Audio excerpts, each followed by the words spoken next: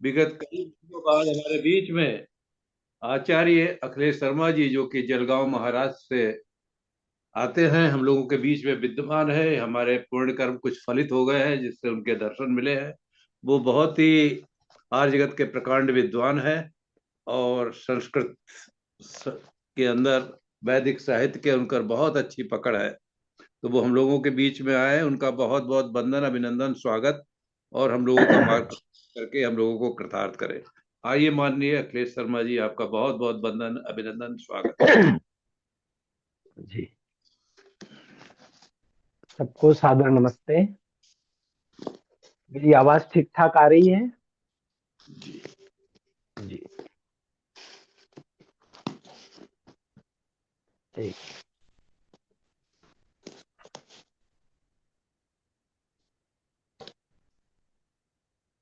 जी, आपकी आवाज आ रही है जी। जी, चलिए। ओम अग्नेय सुपथाराय अस्मान् विश्वानि देवव्युनानि विद्वान् युयोध्यस्मज्जुहुराणमेनो भूयिष्ठान्तेन मुक्तिं विधेम। इस व्याख्यान माला के संयोजक तथा हमारे परम मित्र आर्य रत्न आदरणीय लखनलाल जी, उनके साथ में संचालन कर रहे हमारे डॉक्टर वेद प्रकाश जी, साथ ही हमारे प्रबुद्ध श्रोतागण आदरणीय नरूला जी, सचदेव जी, माता दया जी, अभी अभी जिनका हमने भजन सुना, माता उषा जी, पार्वती जी, तथा माता बत्रा जी, सभी जितने भी यहाँ पर जो प्रबुद्ध श्रोता हैं, जो कि प्रतिदिन इस बहुश्रुत परंपरा का और बहुश्रुत जो कार्यक्रम चल रहा है, इसका आनंद ले रहे हैं, सभी को मेरा सादर नमस्ते। और आइए, मैं अधिक चर्चा न करते हुए अपने विषय पर आता हूँ। देखिए, आज का मैंने विषय अपने आप ही रखा था, और उसका नाम है आत्मनिरीक्षण। क्योंकि कल कुछ चर्चाएं चल रही थी, और हमारे शास्त्री जी बता रहे थे कि वानप्रस्थ क्या है, वानप्रस्थ किसे लेना चाहिए, गृहस्थ क्या है, ब्रह्मचारी क्या है, या फिर ब्राह्मण क्या है, क्षत्रिय क्या है, वैश्य क्या है, शूद्र क्या है, इत्यादि के ऊपर बहुत सी चर्चाएं चल रही थी। और हमने बाद में उन चर्चाओं को सुनने के पश्चात कुछ और विद्वानों ने अपने विचार रखे थे, और सबने कहा था कि हाँ भाई, वानप्रस्थी बनना चाहिए, गृहस्थ से आगे भी बढ़ना चाहिए, संन्यास भी लेना चाहिए, इत्यादि इत्यादि बातें कर रही थी। ये सब बातों को सुनकर के मैंने प्रातःकाल विचार किया, और विचार करने के बाद मुझे पता चला कि क्या बात है कि जो हम सब लोग इतना सुनते हैं, इतने बड़े बड़े विद्वानों का प्रवचन सुनते हैं, सबका वेदों को पढ़ते हैं, सत्यार्थ प्रकाश को पढ़ते हैं, अनेक ग्रंथों को पढ़ते हैं, संसार में भी सब कुछ करते हैं, और उसके पश्चात भी क्या बात है कि हम जिन चीजों को पढ़ते हैं, जिनको सुनते हैं, उन पर चल नहीं पाते हैं। ये मेरा अपना प्रश्न है, कई बार आता है, कई बार इसका उत्तर मिलता है। तो मैंने सोचा क्यों न इसकी चर्चा की जाए, क्योंकि सभी प्रबुद्ध श्रोतागण हैं, और प्रबुद्ध श्रोतागण जहां पर रहते हैं, तो वहां पर ये विषय बहुत ही तीव्रता से आना चाहिए। देखिए, याज्ञवल्क ऋषि एक बड़े अच्छे ऋषि हुए हैं। एक याज्ञवल्क वो हुए हैं जिन्होंने याज्ञवल्क स्मृति लिखी है। एक याज्ञवल्क वो हुए जो शतपथ के बड़े विद्वान थे, शतपथ का विषय जिनका रहा है, या जिन्होंने लेखन किया है। उसके पश्चात याज्ञवल्क वो हुए हैं जो आयुर्वेद के ज्ञाता थे। ऐसे याज्ञवल्क नाम के अनेक ऋषि हमारे यहाँ हो गए हैं। एक दिन ऐसे ही पढ़ते पढ़ते आयुर्वेद को मैं पढ़ रहा था, और विशेष रूप से अष्टांग हृदय को पढ़ रहा था। और अष्टांग हृदय में भी मैं पढ़ रहा था कि उसका सूत्र स्थान में जो 12वां अध्याय है, उसका चौथा मंत्र में पढ़ रहा था, चौथा श्लोक मैं पढ़ रहा था, और वो श्लोक पढ़ते समय मुझे एक बड़ा अच्छा शब्द उसमें से जो लगा, उसके आधार पर हम आत्मनिरीक्षण तक पहुंचेंगे। वो श्लोक मुझे लगा, प्रज्ञा अपराध। प्रज्ञा अपराध, और हिंदी में कहूँ ढंग से तो प्रज्ञा अपराध। संस्कृत में हम प्रज्ञा कहते हैं, और सामान्य हिंदी में हम प्रज्ञा कहते हैं। प्रज्ञा अपराध शब्द मुझे एक वहां से मिला, और जब ये प्रज्ञा अपराध का मैं चिंतन कर रहा था, इसका श्लोक पढ़ रहा था, तो बड़ा सुंदर श्लोक लगा, और मुझे लगा कि यही आत्मनिरीक्षण का मूल है। सामान्य रूप से प्रज्ञा और अपराध दो शब्दों से मिलकर के ये पूरा एक शब्द बना है। प्रज्ञा कहते हैं बुद्धि को, प्रज्ञा कहते हैं तीक्ष्ण बुद्धि को, प्रज्ञा कहते हैं जिससे हम, जिसके माध्यम से अपने तक पहुंच सकते हैं, वह प्रज्ञा। इसीलिए अ, अनेक ग्रंथों में, दर्शनों में प्रज्ञा की बात आती है। उसके पश्चात दूसरा शब्द है अपराध। थोड़ा सा सुनने में गड़बड़ लगता है, सुनने में कठिन भी लगता है, सुनने में थोड़ा सा ऐसा लगता है कि क्या अपराध हुआ है। तो अपराध का अर्थ होता है त्रुटि। अपराध का अर्थ होता है ऐसी त्रुटि जो विवेक युक्त नहीं है, या विवेक से च्युत हो जाना, विवेक से दूर हो जाना ही, उसी का नाम अपराध यहाँ पर कहा गया है। तो प्रज्ञा और अपराध। प्रज्ञा मतलब बुद्धि। जब बुद्धि दोषपूर्ण हो जाती है, और उसके द्वारा जो जो भी कर्म किया जाता है, उसका नाम है अपराध। फिर मैंने कहा, हम तो रोज बुद्धि की प्रार्थना करते हैं, धियो यो न प्रचोदयात, धियो यो न प्रचोदयात। हे परमेश्वर, हमारी बुद्धियों को प्रेरित कीजिए। आपकी जानकारी के लिए और बता दूं, संध्या में यदि हम सभी करते हैं प्रतिदिन संध्या, पर कई बार हमें ध्यान नहीं रहता है, हम संध्या करते हैं पर संध्या नहीं करते हैं। तो संध्या में मैंने एक बार ऐसे ही थोड़ा सा कि वाक वाक प्राण प्राण चक्षु चक्षु श्रोत्रम श्रोत्रम आदि पाठ कर रहा था, तो मैंने देखा कि एक अंग के लिए 3 बार मंत्र आए। अब आपसे मैं पूछ सकता हूँ कि भाई, संध्या में ऐसा कौन सा मंत्र है, अंग स्पर्श में या इंद्रिय स्पर्श में, जो या मार्जन मंत्रों में जो 2 बार आया, जो 3 बार आया। तो बड़ा आश्चर्य लगा मुझे उसमें, ओम भू पुनातु शिरसी। मस्तिष्क के लिए 3 बार स्पर्श आया है वहां पर। यदि देखें तो वाक वाक प्राण प्राण चक्षु चक्षु श्रोत्रम श्रोत्रम नाभि हृदयम कंठ शिरः, फिर मार्जन में आया, और फिर अंत में भूख पुनः तो शिर से। तो मैंने सोचा, बार बार मस्तिष्क को पवित्र क्यों कर रहे हैं? क्या बाल गीले होते हैं इसलिए हम यहाँ पर, बाल सूखे होते हैं इसलिए कुछ जल छिड़क रहे हैं? प्रतीकात्मक है जल छिड़कना। तो मुझे लगा कि सारे अपराध की जड़ यदि कहीं है तो यहाँ है, दिमाग में है, और सारी जड़ यहाँ है। इसलिए हो सकता है महर्षि दयानंद ने, या फिर उनके जो पहले विद्वान लोग हुए हैं, उन्होंने बड़ी सोच समझ करके संध्या में प्रतिदिन आप जाप करें, शिरः शिरः, मेरा मस्तिष्क अच्छा रहे, मेरा मस्तिष्क अच्छा रहे, इसको शुद्ध करो, इसको शुद्ध करो, ये पवित्र हो, ये पवित्र हो, इसकी बार बार प्रार्थना वहां पर की गई हो। बड़ा अच्छा लगा मुझे। वो एक पृथक चिंतन का विषय है। तो मैं वाग्भट की अष्टांग हृदय की, उसमें जो आचार सूत्र है, सूत्र स्थान है, उसका अध्याय 12वां है, उसके चौथे श्लोक में जब मैंने प्रज्ञा अपराध पढ़ा, तो मुझे बड़ा अच्छा लगा कि ये अखिलेश, कहीं तू भी तो प्रज्ञा अपराध वाला नहीं है। देखिए, श्लोक बड़ा सुंदर है।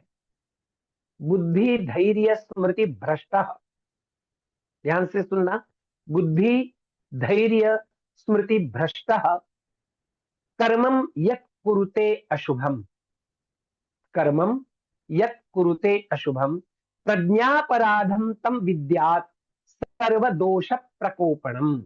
यद्यपि आयुर्वेद है, वहां पर रोगों की चर्चा है, सारे रोग कहाँ जन्म लेते हैं इसकी बात है।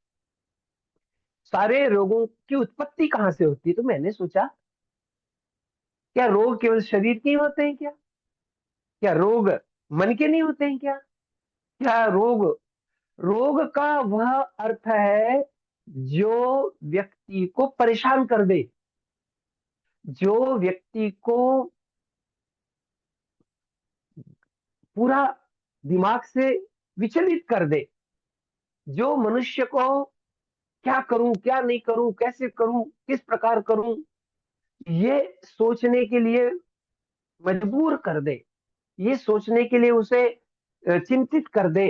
समझ लीजिए कि वहां पर रोग का जन्म है। तो हम जब देखते हैं, क्या बात है, हम सारे ऐसे ही हो रहे हैं क्या? हम इसी प्रकार से व्यवहार कर रहे हैं क्या? या ऐसी ही उधेड़ बुन में हम लगे हुए हैं क्या? फिर आगे चलते हैं तो वहां पर एक और चर्चा आती है।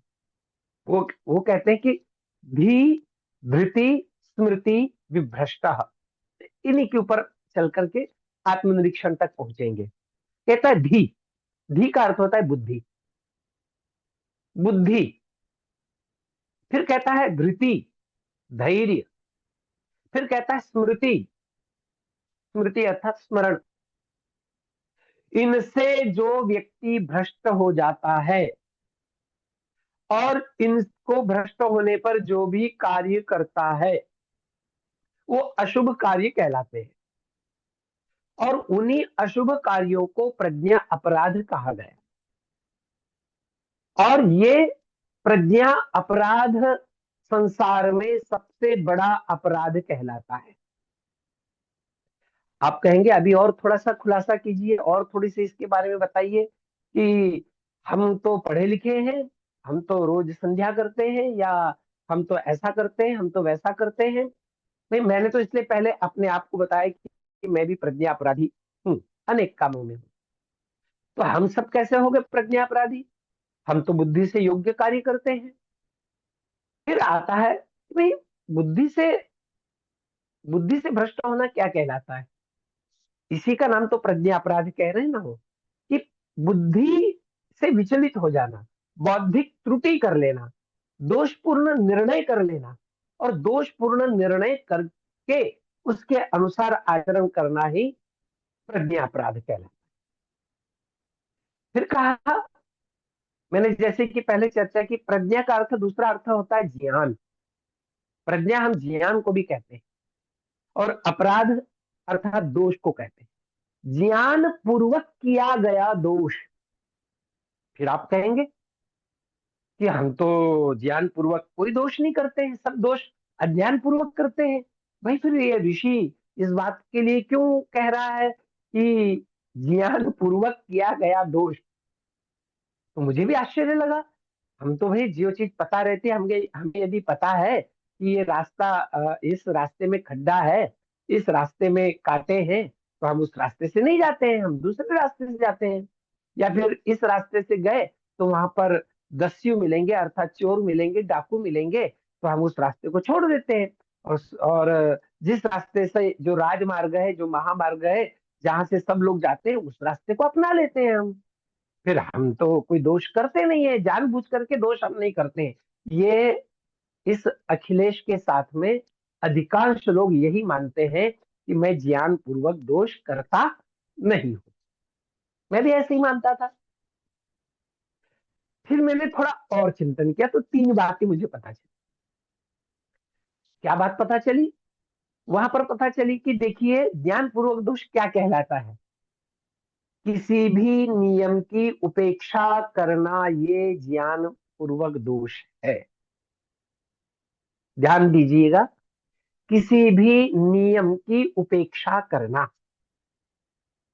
अब ये अब यहाँ से आत्मनिरीक्षण प्रारंभ होगा। यद्यपि मैं आत्मनिरीक्षण पे भी आऊंगा, पर यहाँ से आत्मनिरीक्षण प्रारंभ होगा कि क्या मैं प्रातः काल से उठकर सायंकाल तक अपने जीवन में कितनी बार जो नियम है बनाए हुए, उन नियमों की कितनी बार उपेक्षा करता हूं।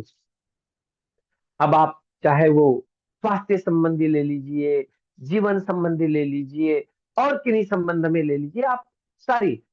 कई जगह हम जाते हैं, टू व्हीलर पे रहते हैं, फोर व्हीलर पे रहते हैं, और देखते हैं कि रेड लाइट है पर वहां पर कोई नहीं है, तो हम तुरंत अपनी गाड़ी आगे निकाल ले जाते हैं। ये भी एक प्रकार से नियम की उपेक्षा हुई।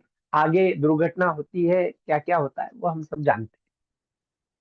स्वास्थ्य के नियमों के विषय में भी ऐसे ही हो सकता है कि मैं जानता हूं कि मुझे क्या खाना चाहिए, क्या नहीं खाना चाहिए, फिर भी मैं वो नहीं खा पाता हूँ। ये भी नियम की उपेक्षा है, जिससे रोग बलवान होता है, रोग आता है और हम नष्ट होते हैं या हम दुखी होते हैं। और आगे चले तो मुझे पता है कि प्रतिदिन संध्या करनी चाहिए, क्योंकि संध्या के लिए एक शब्द आया है, नित्यानि करणीयानि कर्माणि। संध्या उसे कहते हैं जो नित्य कर्म में आता है, काम्य या नैमित्तिक कर्मों में नहीं आता है। संध्या या फिर सामान्य यज्ञ ये नित्य कर्मों में आते हैं। फिर मैं चिंतन करता हूं कि मैंने इस जो नित्य नियम का जो कर्म है, इसमें मैं कितनी उपेक्षा करता हूँ, इत्यादि इत्यादि। अभी हम और आगे चलेंगे। तो ये हो गया पहला, उसकी प्रज्ञा अपराध का पहला दोष है कि किसी भी नियम की उपेक्षा करना। अब ये नियम की उपेक्षा आप कैसे कर रहे हैं, तो आप देख लेंगे। धी, धृति, स्मृति, विभ्रष्ट। धी का अर्थ होता है बुद्धि। ज्ञान पूर्वक आप कर रहे हैं नियम की उपेक्षा, ध्यान देना। आपको पता है कि ऐसा नहीं करना चाहिए, तब भी आप या मैं कर रहा हूं। तो फिर आगे चलते हैं। नुकसान जानते हुए भी उस कार्य को छोड़ न पाना। ध्यान देना, नुकसान जानते हुए भी उस कार्य को छोड़ न पाना भी प्रज्ञा अपराध कहलाता है। फिर आप कहेंगे नहीं नहीं, हम ऐसा नहीं करते हैं। अब एक सामान्य चर्चा है, सामान्य बातें हैं, भले हम में से कोई वो कार्य नहीं करते हैं। एक सिगरेट पीना है। हम हजारों लोगों को देखते हैं कि हजारों लोग सिगरेट पीते हैं, और सिगरेट के जो उसका पॉकेट रहता है उस पर लिखा रहता है कि ये हानिकारक है।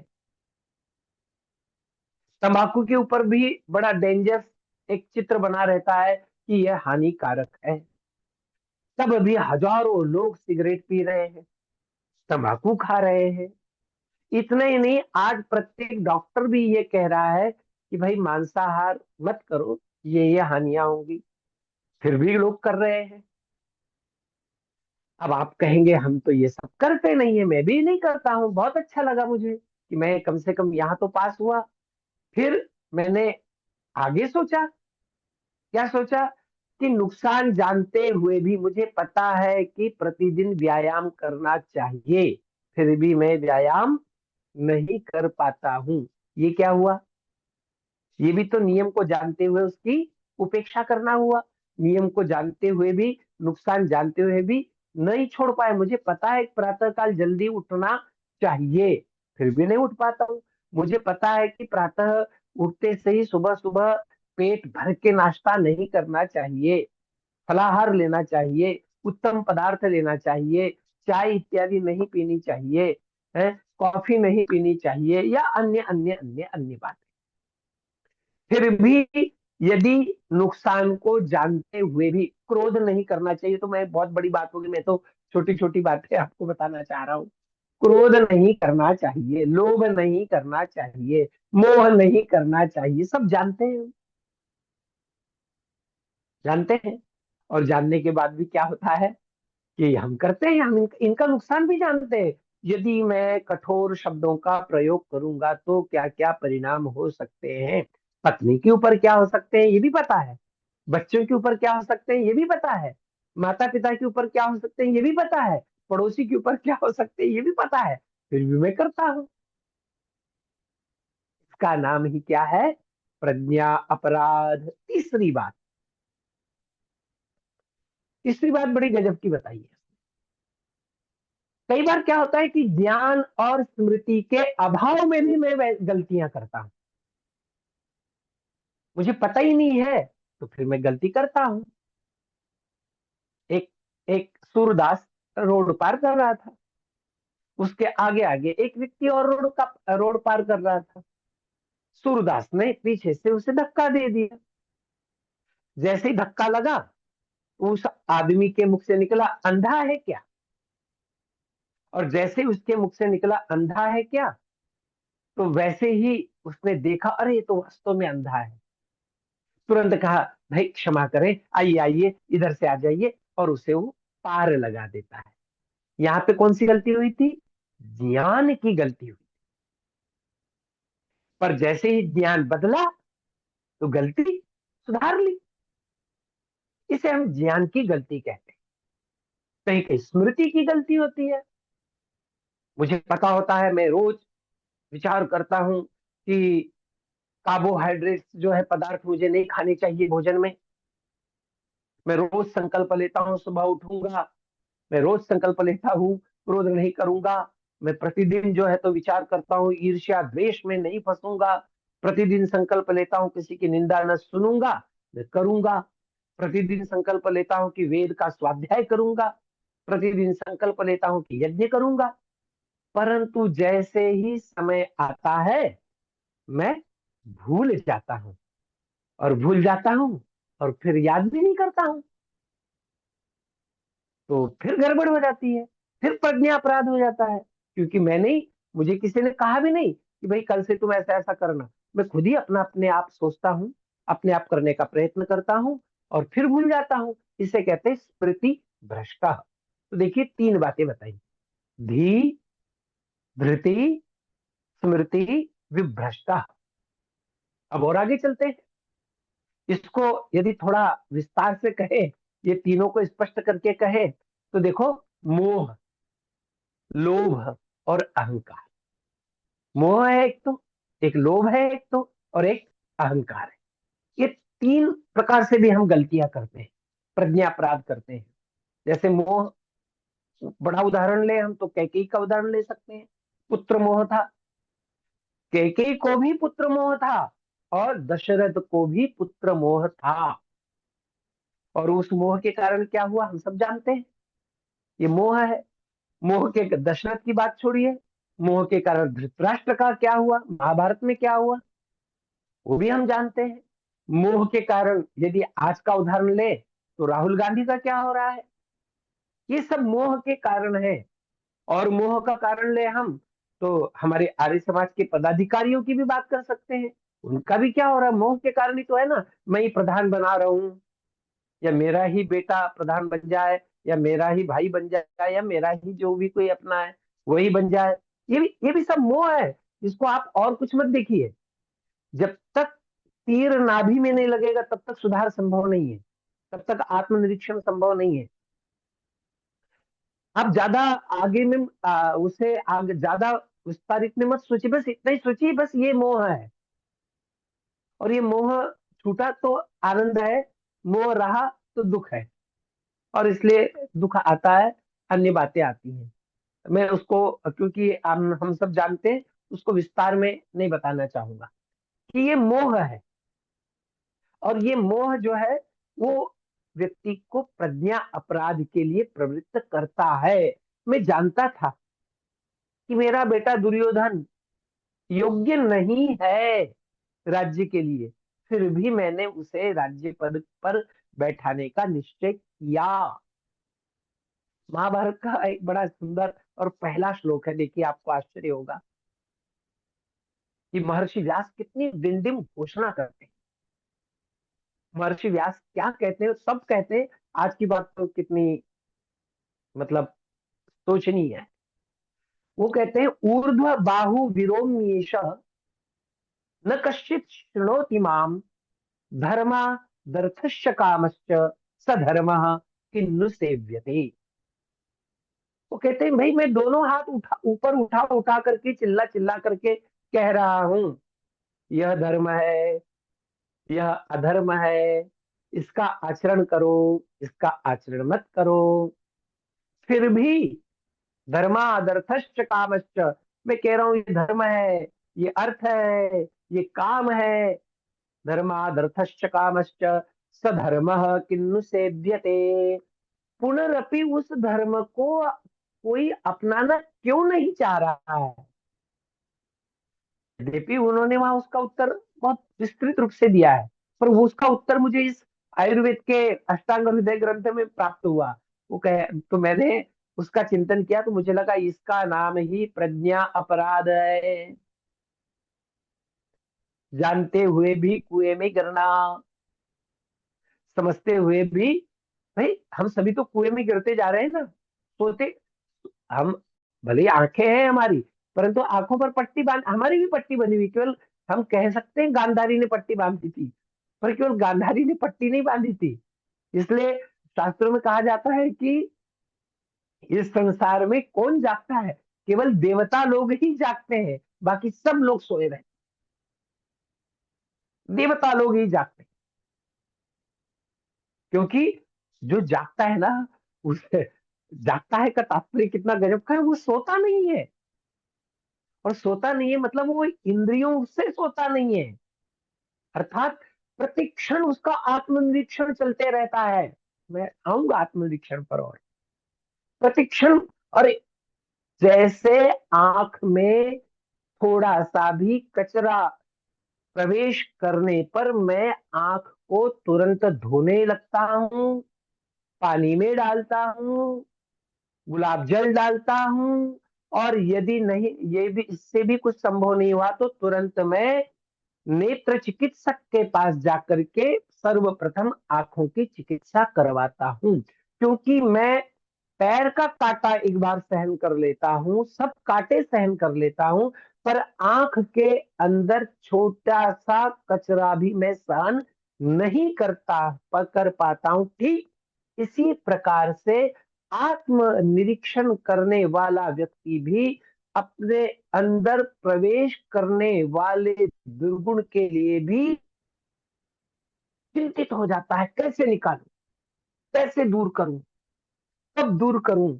मुझसे दूर नहीं होता है तो मैं वेद प्रकाश जी के पास जाऊंगा, मैं डॉक्टर व्यासनंदन जी शास्त्री जी के पास जाऊंगा, मैं लखनलाल जी के पास जाऊंगा, मैं अन्य किसी के पास जाऊंगा, मैं बत्रा जी से पूछूंगा, मैं नरूला जी से पूछूंगा कि मेरे मुझे इतना, मेरे अंदर ये दोष है, मैं कैसे दूर करूं, मैं कैसे दूर करूं? क्योंकि जैसे मेरी आंख में कचरा प्रवेश करता है तो मैं अच्छे नेत्र चिकित्सक के पास जाता हूँ, तुरंत निकालना चाहता हूँ। ठीक इसी प्रकार जिस दिन मन में कचरा घुसता है तो योगी लोग क्यों योगी होते हैं, साधक लोग क्यों साधक होते हैं, या धर्मात्मा लोग क्यों धर्मात्मा होते हैं? वो वे सब लोग इसलिए धर्मात्मा होते हैं, इसलिए नहीं होते, इसलिए होते हैं कि वो एक छोटी सी बुराई भी प्रवेश कर जाती है तो उसे तुरंत निकालने का प्रयत्न कर देते हैं। और छोटी सी बुराई भी घुस जाए और तुरंत निकालने का जो व्यक्ति प्रयत्न करने लग जाता है, उसी का नाम आत्मनिरीक्षण, उसे ही आत्मनिरीक्षण कहते हैं।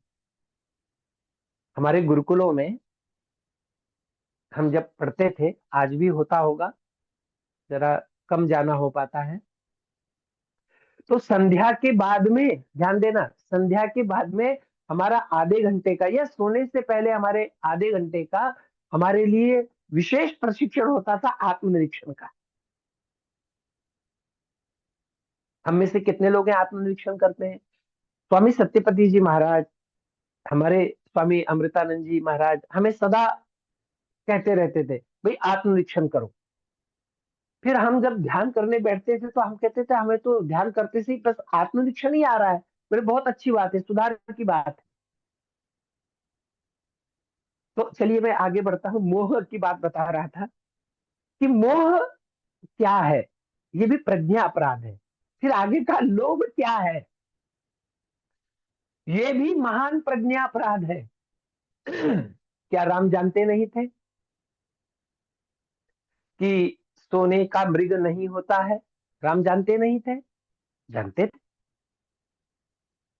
ततोपि रामो लुलुभे मृगाय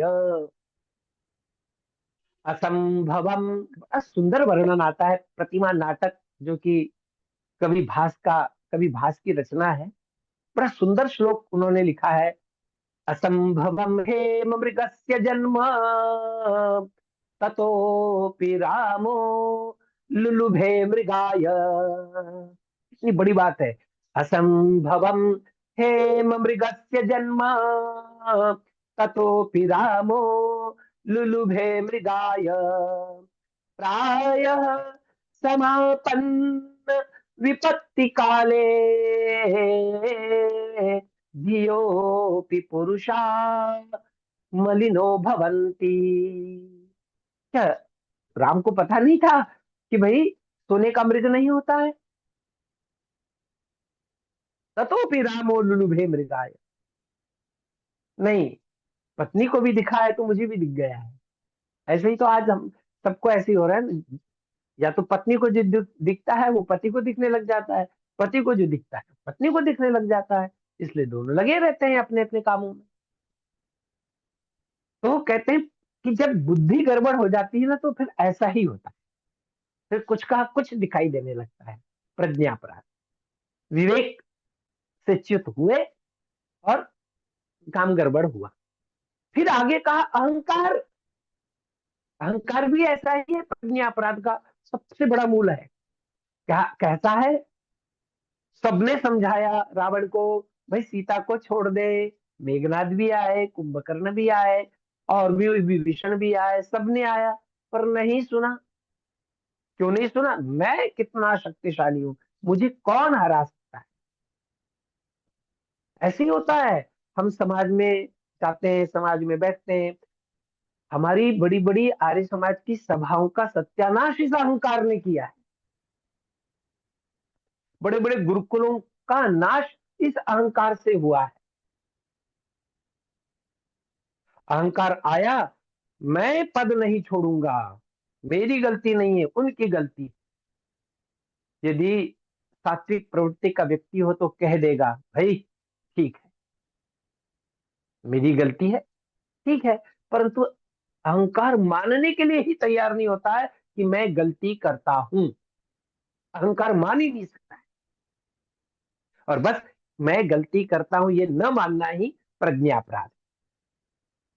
और मैं गलती करता हूं ये मानना ही आत्मनिरीक्षण।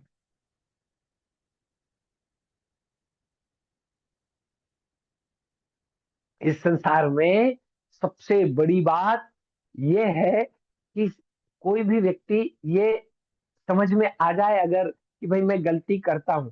लोग क्षमा मांगते, देखो बड़ी गजब की बात है।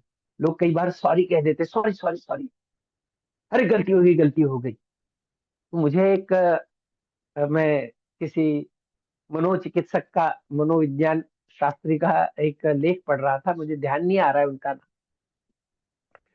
तो उन्होंने कहा कि ये जो लोग क्षमा मांगते हैं ना, ये बड़े चालाक होते हैं। ये जो सॉरी कहते हैं ना, ये और भी ज्यादा चालाक होते हैं। मैंने कहा भाई ये क्या बात हो गई?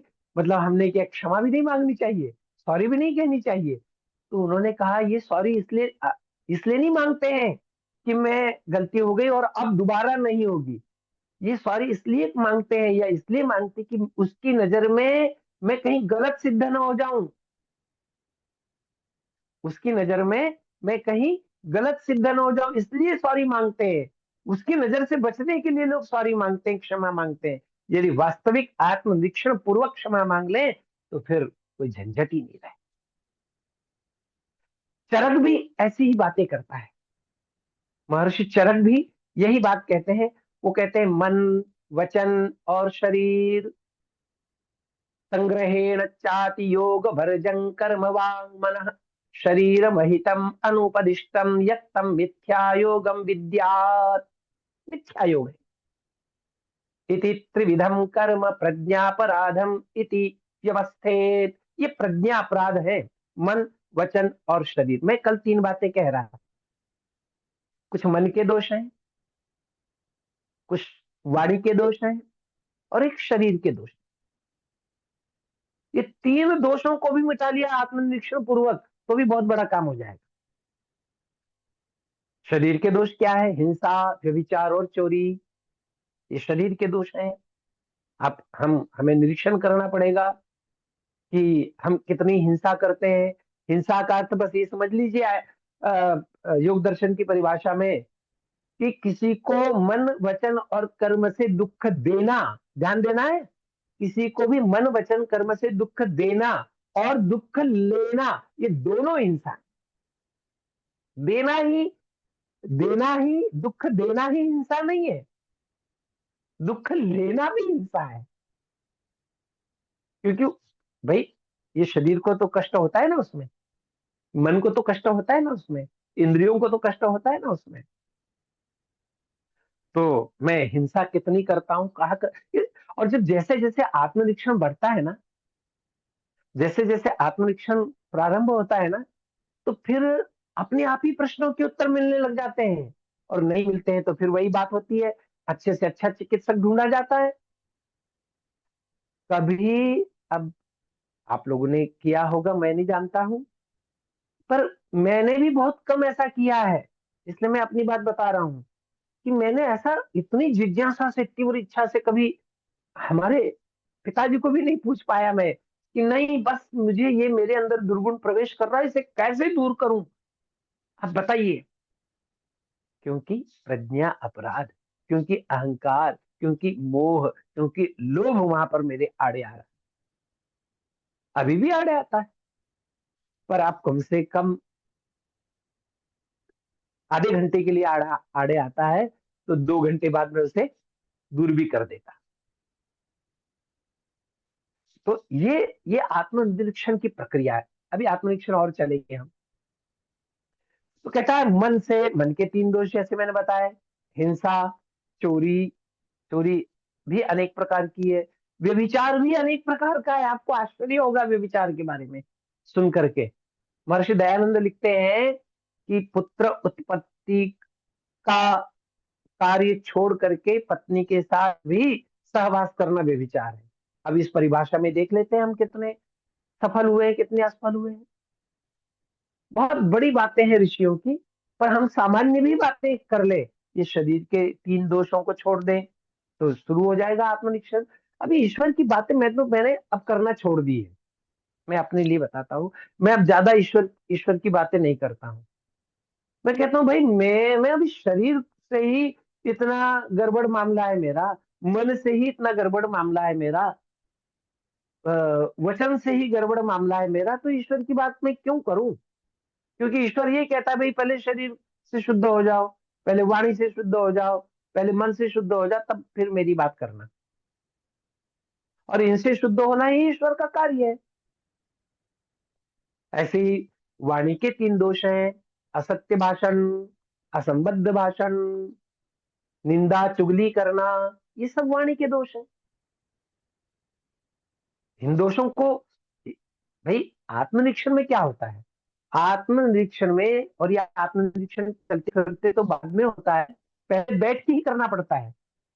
यही ध्यान कर लीजिए आप, इसी को ध्यान समझ लीजिए, बैठे सुबह शाम सायंकाल जब भी आपको समय मिले, और सोचें कि भाई क्या गलती हुई है। पहले तो देखिए आत्मनिरीक्षण की बड़ी गजब की बात है, जब आप प्रारंभ करेंगे ना तब आपको कुछ भी ऐसा नहीं लगेगा कि मैंने कभी कोई गलती की है, कभी ऐसा लगेगा ही नहीं कि मेरे से कोई गलती होती है। तो हम फिर उसके लिए भी उपाय अपने पास में है। अपने बेटे को बोल दीजिए कि बेटा, अ, अगर तुझे कुछ ऐसा लगे कि मेरे कुछ गलती मेरे से हो रही है, तो तो मुझे जरूर तू बता देना। पत्नी को वो कह दीजिए, मित्र को कह दीजिए, और निश्चित रूप से ये लोग बड़े सुंदर ढंग से अपना आत्मनिरीक्षण करवा देते हैं। और फिर गलती को पहले तो सुनना, फिर गलती को मानना, फिर गलती को समझना, और फिर गलती का सुधार करना, इसी का नाम आत्मनिरीक्षण। फिर आते हैं मन की गलतियां हैं, मन से भी अनिष्ट चिंतन करते हैं। अनिष्ट चिंतन सबसे बड़ा मन का दोष है। हम अपने लिए भी अनिष्ट चिंतन करते हैं, अपने वालों के लिए भी करते हैं, और दूसरों के लिए तो करते ही करते हैं। अनिष्ट चिंतन का आप जो अर्थ लगा लो, पर मैं अनिष्ट चिंतन का केवल एक ही अर्थ नहीं कह रहा हूं कि भाई उसका बुरा हो जाए, उसका ऐसा हो जाए, उसका वैसा हो जाए, यही अनिष्ट चिंतन नहीं है। अगर मेरा बेटा कहीं गया है और आ नहीं रहा है समय से, तो तुरंत मैं विचार करता हूँ कहीं एक्सीडेंट तो नहीं हो गया, इसका नाम भी अनिष्ट चिंतन है। इसे भी अनिष्ट चिंतन ही कहेंगे हम। शास्त्रीय परिभाषा में अपने लिए ही कर लेते हैं। थोड़ा सा कहीं हृदय में, छाती में दर्द होने लगे तो तुरंत अनिष्ट चिंतन कि अटैक तो नहीं आ रहा है, कहीं कुछ हो तो नहीं रहा है। ये सब अनिष्ट चिंतन की श्रेणी में आते हैं। तो ये मन के दोष हैं, शरीर के दोष हैं, वाणी के दोष हैं, इनको दूर करना। अब आइए आत्मनिरीक्षण। ये प्रज्ञा अपराध को मैं पहले जानना जान जान ले, ये सोच रहा था कि प्रज्ञा अपराध, अब ये प्रज्ञा अपराध दूर कैसे होंगे। प्रज्ञा अपराध थोड़ा सा समझ में आ गया है, पर ये प्रज्ञा अपराध दूर कैसे होंगे। तो कहते हैं आत्मनिरीक्षण के द्वारा ही प्रज्ञा अपराध दूर हो सकते हैं। सिंहावलोकन भी इसे हम कह सकते हैं। बड़ा सुंदर श्लोक है। अब मुझे तो आदत है कि सामने यदि श्रोता बैठे हों तो उनसे श्लोक बुलवाऊं, ताकि इस बहाने से संस्कृत भी उन्हें आए थोड़ी थोड़ी। प्रत्यहम प्रत्यवेक्षेत नरश्चरितमात्मनः किन्नु मे पशुभिस्तुल्यम किन्नु सत्पुरुषैरिति। कितनी गजब की बात। प्रत्यहम प्रत्यवेक्षेत, प्रत्यहम प्रतिदिन, प्रातः काल से लेकर सायंकाल तक, सोने तक, प्रत्यहम, प्रति अवे प्रत्यवेक्षेत, अवेक्षेत, ईक्ष दर्शने संस्कृत की धातु है। और ईक्षा करना, देखना, सूक्ष्म दृष्टि से देखना। प्रत्यहम प्रत्यवेक्षेत नरः चरितम आत्मनः, नरः मैं, चरितम चरित्र को, आत्मनः स्वयं के, मुझे स्वयं के चरित्र को स्वयं देखना है, और वो भी प्रतिदिन देखना है। प्रत्यहम प्रत्यवेक्षेत नरः चरितम आत्मनः। हमें देखना ही चाहिए। और देख करके क्या करना है, क्या देखना है। कई लोग फिर देखना शुरू करते हैं तो रोज मैं कई लोग, अब हमारी डायरियां हम लिखते थे पहले आत्मनिरीक्षण की, गुरुकुलों में जब पढ़ते थे, बाद में भी लिखी है बहुत सालों तक। तो गुरुकुलों में लिखते थे तो प्रतिदिन बालक या विद्यार्थी या ब्रह्मचारी सभी एक ही गलतियां लिखते थे। आज सुबह जल्दी नहीं उठा, आज भोजन ज्यादा हो गया, आज समय पर ये कार्य नहीं किया। जब आचार्य जी पढ़ते थे तो कहते थे भाई पिछले सप्ताह भी तूने यही गलतियां लिखी थी, इस सप्ताह भी यही है। और कई कई बार तो 6 6 महीने बाद भी जब कॉपियां हमारी जांचते थे तो पता चलता था वही की वही त्रुटियां हैं, 6 महीने बाद भी। तो फिर कहते थे आप इसका अर्थ आत्मनिरीक्षण नहीं कर रहे हैं। आत्मनिरीक्षण का तात्पर्य ये होता है कि कल से आज में कुछ न कुछ सुधार होना ही चाहिए। तो फिर अगली पंक्ति क्या कहती है, किन्नु में पशुभिस्तुल्यम किन्नु सत्पुरुषैरिति। मैं सत्पुरुषों के समान बन रहा हूं, आचरण कर रहा हूं, व्यवहार कर रहा हूं, अथवा पशुओं के तुल्य व्यवहार कर रहा हूं। तो एक सज्जन ने बड़े प्रेम से कह दिया कि आचार्य जी आप ऐसा कैसे कह सकते हैं, पशुओं के समान व्यवहार कर रहा हूं। हम बिल्कुल पशुओं के समान व्यवहार नहीं करते हैं, हम मनुष्य के समान करते हैं। तो मैंने कहा मैं नहीं कह रहा हूं, ये ऋषि कहते हैं। आपको पता ही होगा ऋषि भी क्या कहते हैं। बहुत हमारे यहाँ पर बड़ी गजब की चीजें हैं। येषाम न विद्या न तपो न दानम ज्ञानम न शीलम न गुणो न धर्मः ते मर्त्यलोके भुवि भार भूता मनुष्य रूपेण मृगाश्चरन्ति। आगे भी ऐसे बहुत से श्लोक आते हैं। वहां पर कहा है हम बिना सींग पूंछ के पशु हैं। यदि हम भी केवल खा पी रहे हैं, मैथुन कर रहे हैं, सो रहे हैं, आहार, निद्रा, भय और मैथुन, बड़ा सुंदर श्लोक है। आहार निद्रा भय मैथुनं च सामान्यमेतत् पशुभिर् नराणाम् धर्मो हि तेषाम् अधिको विशेषो धर्मेण हीना पशुभिः समाना। हम यदि धर्म से, फिर लोग बोलते नहीं नहीं हम तो धर्म को भी मानते हैं। तो मैंने उनको महर्षि दयानंद की परिभाषा बता दी धर्म की, मैंने उन्हें वेद की परिभाषा बता दी, मैंने उन्हें दर्शनों की परिभाषा बता दी कि वहां पर लिखा है कि धर्म उसे कहते हैं धर्म से सुख होता है। सुख यदि प्राप्त हो रहा है आपके जीवन में तो समझ लीजिए आप धर्म पर हैं, और दुख आ रहा है तो समझ लीजिए अधर्म पर है। आपको प्रत्येक चीज का आत्मनिरीक्षण, कल हमारे शास्त्री जी एक श्लोक पढ़ रहे थे, मुझे बड़ा अच्छा लगता है श्लोक। मैंने बहुत बाल्यकाल में उस श्लोक को हमारे गुरुजनों ने याद करवाया था। सर्वम परवशम दुखम, सर्वमात्मवशम सुखम, एतद् विद्या समासेन लक्षणम सुख दुखयो। बड़ा गजब का श्लोक। हमारे यहाँ तो सब काम गजब के ही हैं, हम गजब के नहीं हो पाए। हमारे शास्त्र गजब के हैं, हमारे ऋषि महर्षि गजब के हैं, पर हम शिष्य गजब के नहीं हो रहे। फिर भी इस माध्यम से हमारे आर्य जी ने इस माध्यम से हमको गजब गजब का बनने और बनाने के लिए ये स्थान दिया हुआ है। आत्मनिरीक्षण करने और कराने के लिए स्थान दिया हुआ है, ये भी बड़ी गजब की बात है। ये कार्य सतत चल रहा है। ये बहुत मतलब क्या कहना चाहिए, ये भी एक अद्वितीय कार्य है। उनके सारे सहयोगी अद्वितीय हैं, हम ही सहयोग कम कर पाते हैं। अ, इसलिए हो सकता है कि कभी कभी हमारे आर्य जी थोड़े से नाराज भी हो जाते होंगे। पर क्या होता है, ये सायंकाल का समय ही ऐसा होता है कि इसी समय में सारे कार्य करने होते हैं, और उसी समय ये होता है तो नहीं हो पाता है, व्याख्यान आदि का समय नहीं दे पाते हैं। तो भाई फिर, अब फिर बात आई, भाई आप आत्मनिरीक्षण कब से शुरू करेंगे?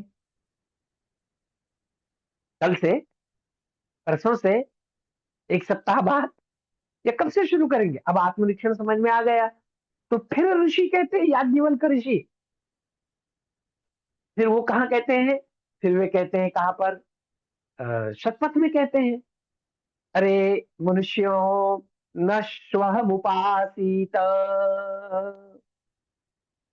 हे मनुष्यों, न श्वः मुपासीत, को ही मनुष्यस्य शो वेद। आपको आत्मनिरीक्षण करना है ना, आपको और कुछ करना है ना, तो आप जो है न श्वः उपासित, आप कल की उपासना करना बंद कर दो। हमने ऋषि को कहा, ऋषि हम तो कल की उपासना नहीं करते हैं। उन्होंने कहा देखो आपको उदाहरण देता हूँ कैसे लोग कल की उपासना करते हैं।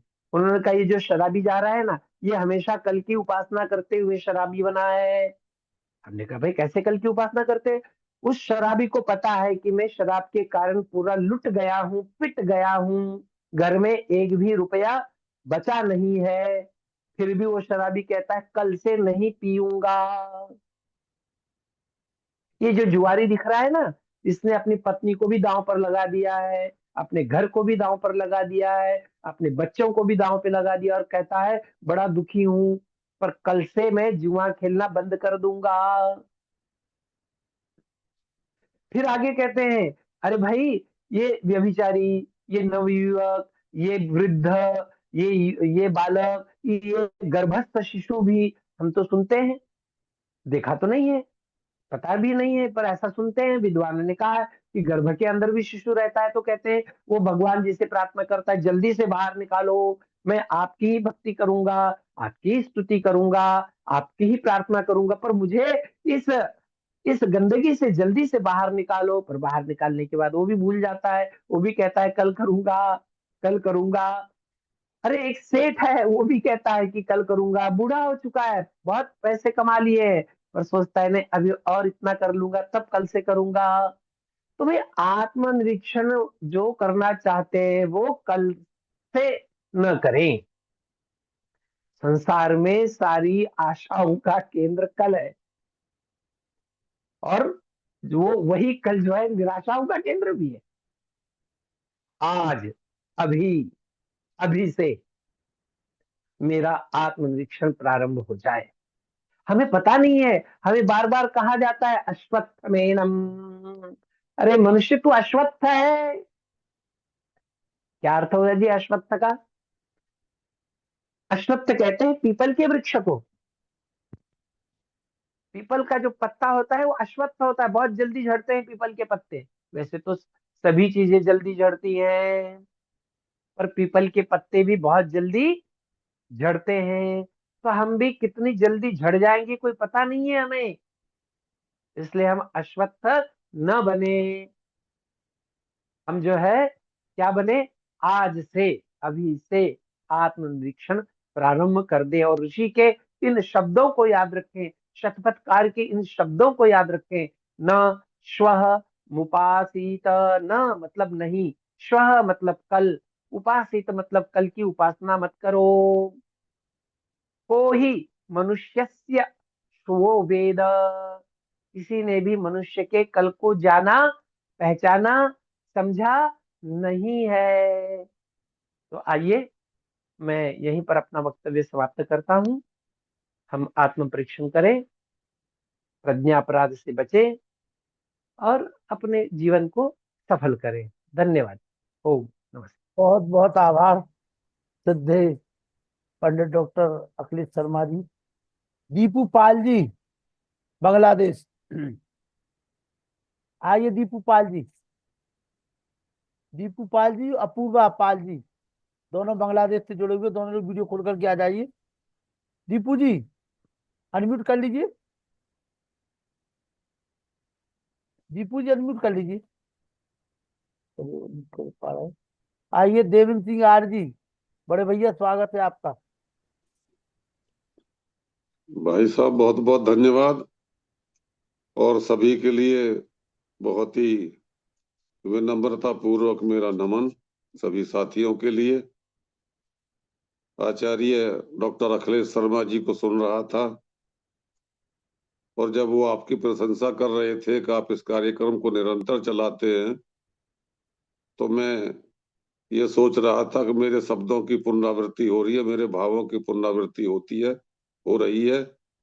मैं भी अपने छोटे भाई के प्रति यही भाव रखता हूँ कि वो रोज बिना किसी नागा के ये कार्यक्रम करते हैं।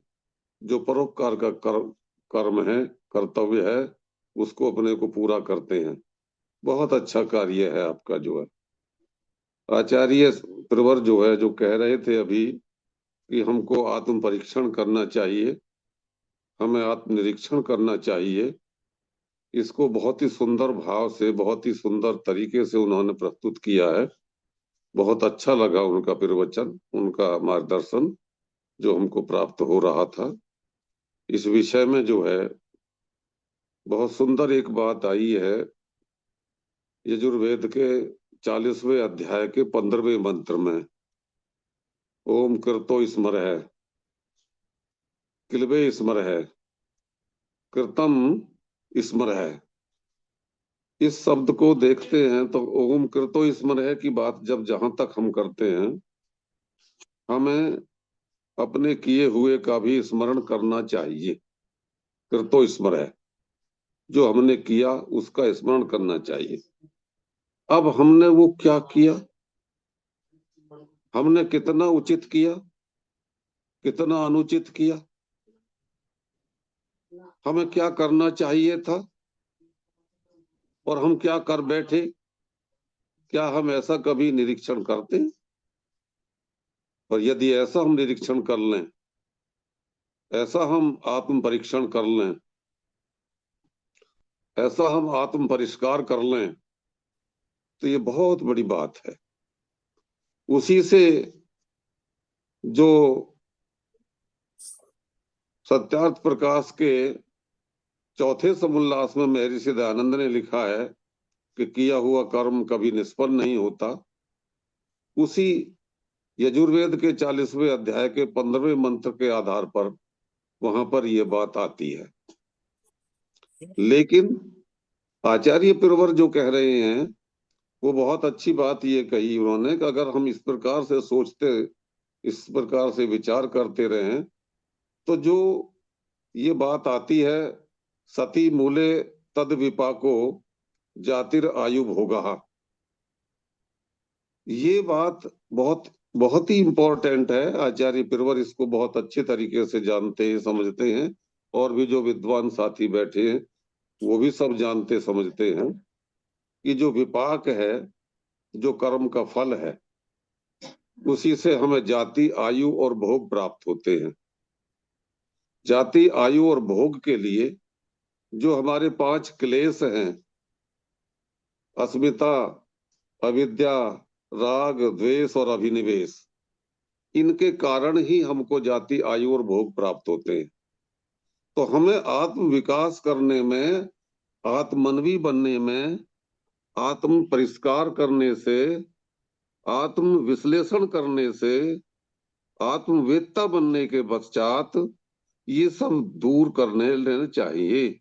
इसीलिए हमारा आत्म साक्षात्कार और आत्म निरीक्षण होना चाहिए। हमको आत्मविद होना चाहिए। हमें अपने बारे में ही जानकारी होनी चाहिए कि हम कर क्या रहे हैं। आत्मविद से तात्पर्य यहाँ पर ये है। और हमको आत्म समर्पण भी करना चाहिए। परमात्मा के प्रति हमारा आत्म समर्पण होना चाहिए, तभी हमारा आत्मोत्थान संभव है। और हमको आत्मार्थी भी होना चाहिए।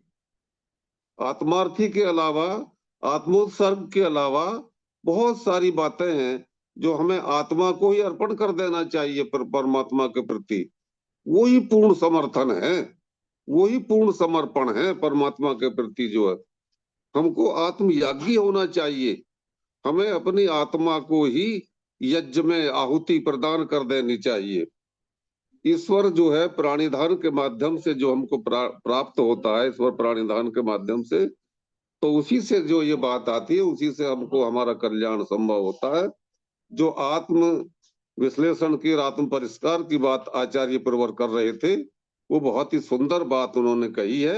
इसकी मैं बहुत ही मन से, अपने अंतरंग गहराइयों से, हृदय की अंतरंग गहराइयों से प्रशंसा करता हूँ। बहुत अच्छा व्याख्यान, बहुत अच्छा मार्गदर्शन उनके तरफ से किया गया है। और मैं, डॉक्टर साहब मेरे सामने इस समय हैं, डॉक्टर व्यासनंदन शास्त्री जी, मैं उनको भी सादर प्रणाम करता हूँ और अन्य साथियों को भी सादर प्रणाम करता हूँ और अपनी वाणी को यहीं पर विराम देना चाहूंगा।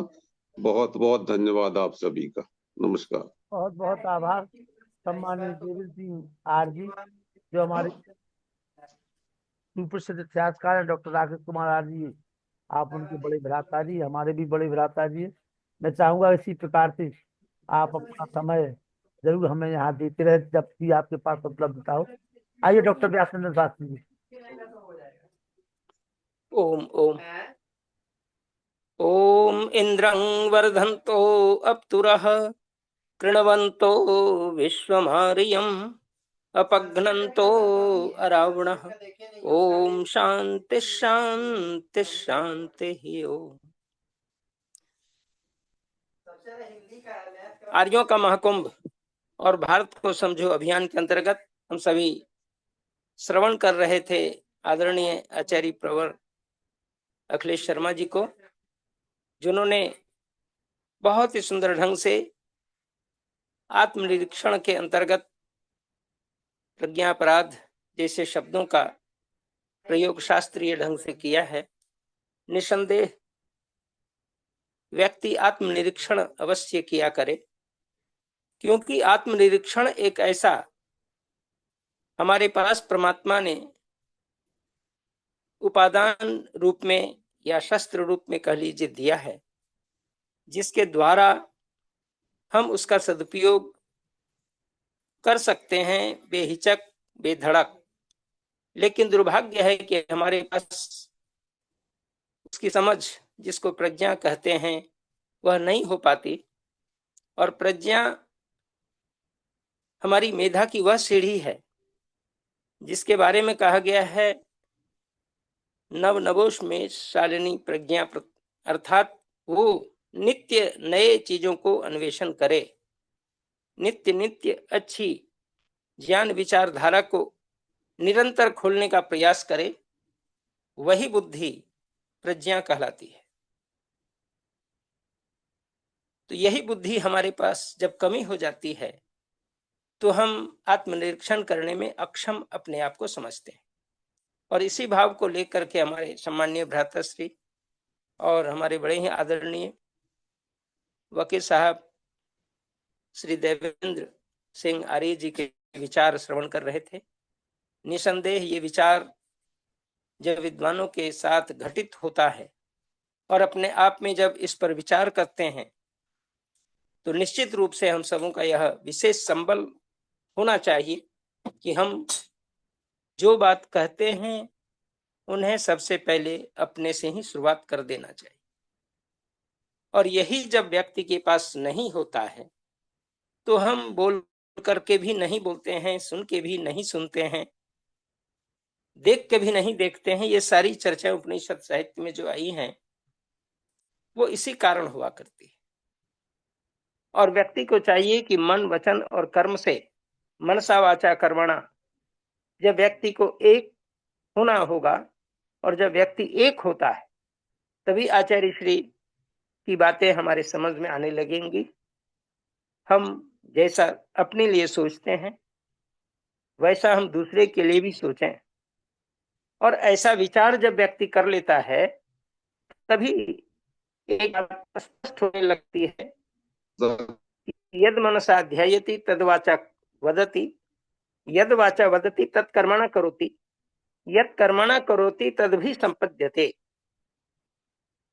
जो व्यक्ति जैसा ध्यान करता है, चिंतन करता है, वैसा ही बोलता है, और जो जैसा बोलता है वैसा करता है, और जो जैसा करता वैसा फल पाता है। यह ऋषियों का अद्भुत खोज है, अद्भुत संदेश है और पूरी मानव जाति के लिए। यदि व्यक्ति जैसा सोचता है वैसा ही बोला करे, जैसा बोलता है वैसा किया करे, और जैसा करता है वैसा ही उसको फल मिलता है, जब यह निर्णय है तो निश्चित रूप से इस निर्णय में हम खरे उतरें। आज का संदेश यही कहता है। हम आचार्य श्री को बहुत बहुत धन्यवाद देते हैं कि उन्होंने इन विषयों को उठाया जो प्रायः हम लोगों से गलती हुआ करती है। हम अच्छा सोचते हैं लेकिन अच्छा कर नहीं पाते, अच्छा लिखने का प्रयास करते, अच्छा लिख नहीं पाते, अच्छा कार्य करने का प्रयास करते, हम आलस्य प्रमाद के शिकार हो जाते हैं और उन कार्यों में करने में अक्षमता स्वयं अनुभूति करने लगते हैं। ये सभी जो दोष हैं, इन दोषों को हमें छोड़ना होगा। और तब यजुर्वेद की वह पंक्ति सामने आके कहेगी, कृतम में दक्षिणे हस्ते जयो में सव्याहिता। अरे अगर पुरुषार्थ तुम्हारे पास है तो फिर तो सफलता बाएं हाथ में रखी हुई, लेकिन पुरुषार्थ करने में हमें हिचक होती। कर्मण नेवाधिकारस्ते मा फलेषु कदाचन, गीता बार बार कहती है। उसके पहले स्वयं वेद कहता है, यजुर्वेद का 40वां अध्याय का दूसरा मंत्र, ओम कुर्वन्नेवेह कर्माणि जिजीविषेत् सतं समाः एवं त्वयि नान्यते स्तोस्ते न कर्म लिप्यते नरे। ऐ मनुष्य, सदा कर्म में लिप्त रह, अर्थात सदा कर्म कर। और कर्म मतलब है वह कर्म जिस करने से मुझे भी फायदा, आपको भी फायदा हो जाए, वह कर्म की श्रेणी में है। और जिसके करने से फायदा किसी को न हो, केवल मुझे हो, यह कर्म की श्रेणी में है। और विकर्म वह है जिसके करने से न मुझे फायदा हो न आपको फायदा हो, वह विकर्म की श्रेणी में, विपरीत कर्म। इसलिए विपरीत कर्म को त्यागना ही प्रज्ञापराध से छूटना है। हम स्वयं अपने आप में चिंतन करें, मनन करें, निधिध्यासन करें, और जब ये विचार अपने आप में हमारा होना शुरू हो जाएगा, हम प्रज्ञापराध से बचेंगे। और अनेक प्रकार की जो वासनाएं मनुष्य को घर कर जाती हैं,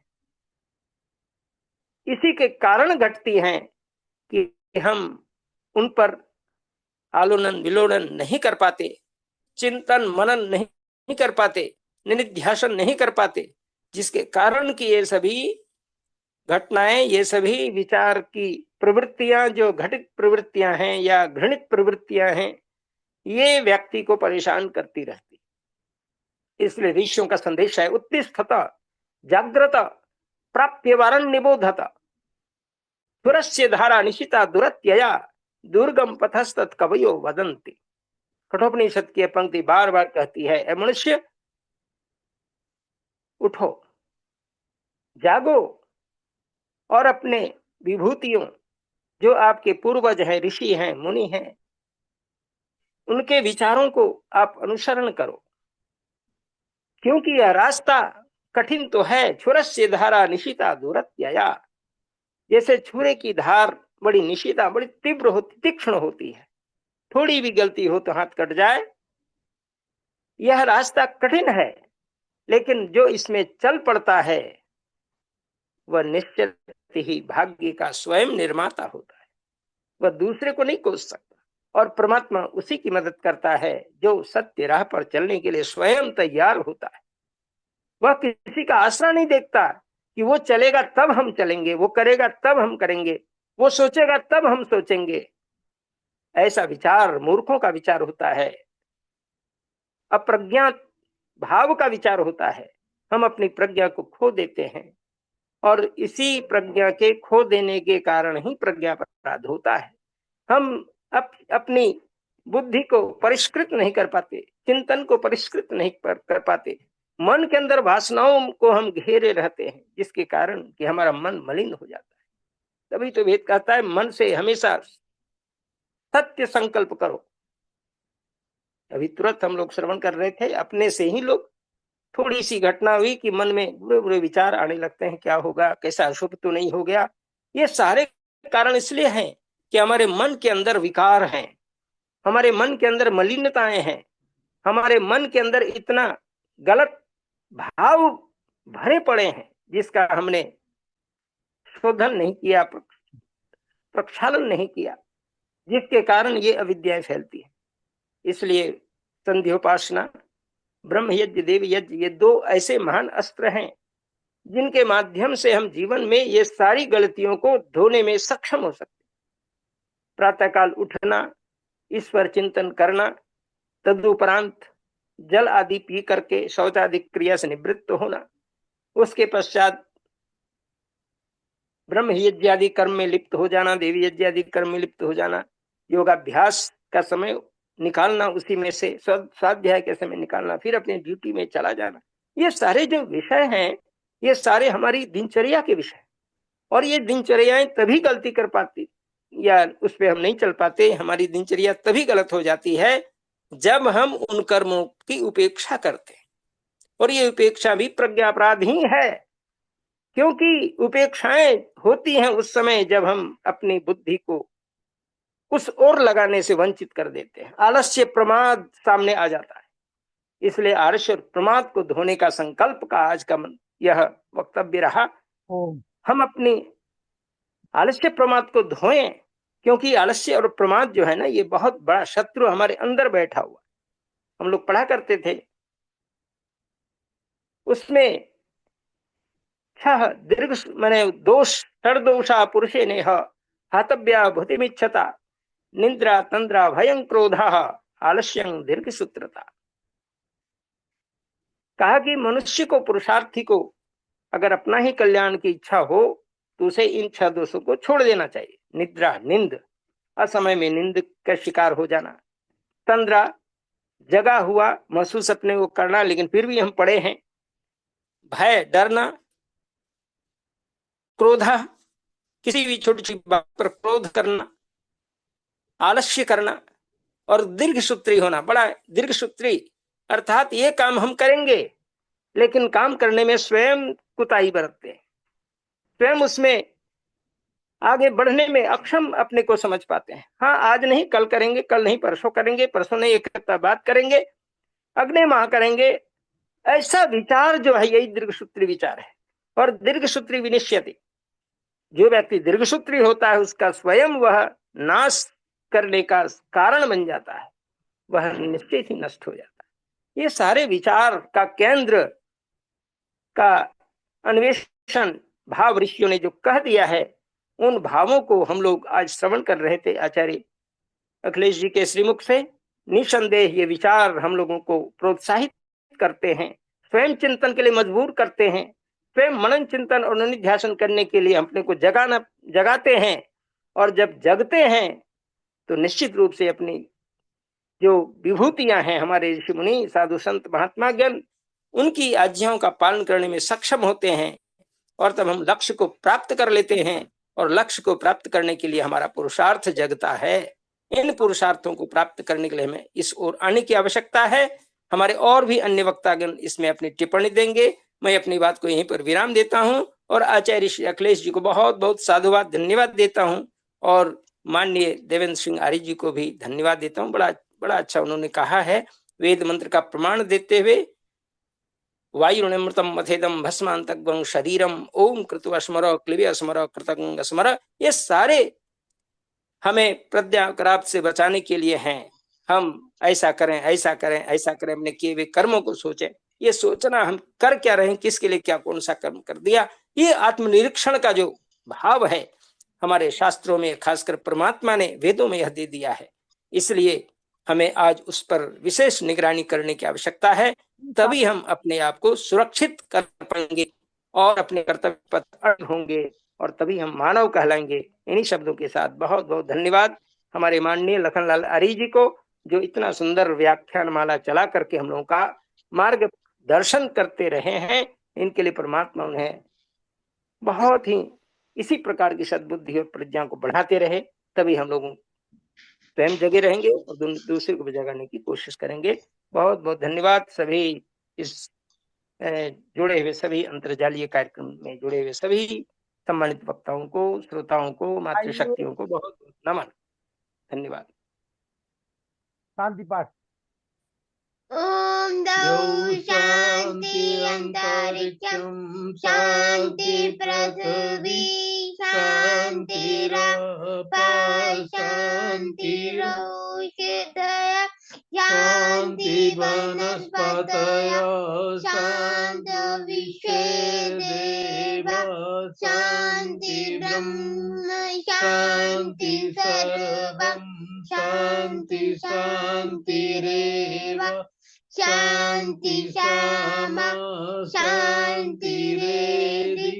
ओम शांति शांति शांति। ओम। जो बोले स्वामी सत्य सनातन वैदिक धर्म की जय। गुरुवर ब्रजानंद की जय। योगेश्वर महर्षि दयानंद की जय। मर्यादा पुरुषोत्तम श्री रामचंद्र की जय। योगेश्वर श्री कृष्णचंद्र की जय। पंडित लेखराम की जय। स्वामी सच्चिदानंद की जय। स्वामी आत्मानंद की जय। महात्मा हंसराज की जय। भारत माता की जय। गौ माता की रक्षा हो पालन हो, आर्य समाज अमर रहे, वेद की ज्योति जलती रहे, ओम का झंडा ऊंचा रहे, आर्यों के महाकुंभ और भारत को समझो अभियान की जय। करवंतो विश्वम आर्यम ध्वनि। ओम।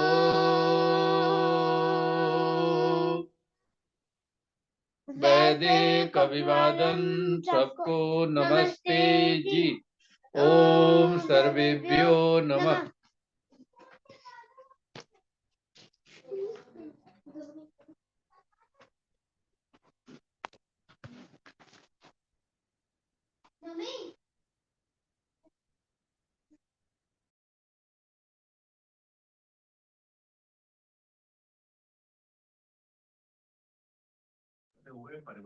कल पुनः 7:45 बजे आप सभी से मुलाकात होगी और देवेंद्र भैया जी से निवेदन है विशेष रूप से कि आप जरूर पधारें। हमारे सम्मानित श्री अखिलेश शर्मा जी का बहुत बहुत आभार। बहुत जल्दी एक नए विषय के साथ आपके बीच में उपस्थित होंगे। सभी को सादर नमस्ते, शुभ रात्रि।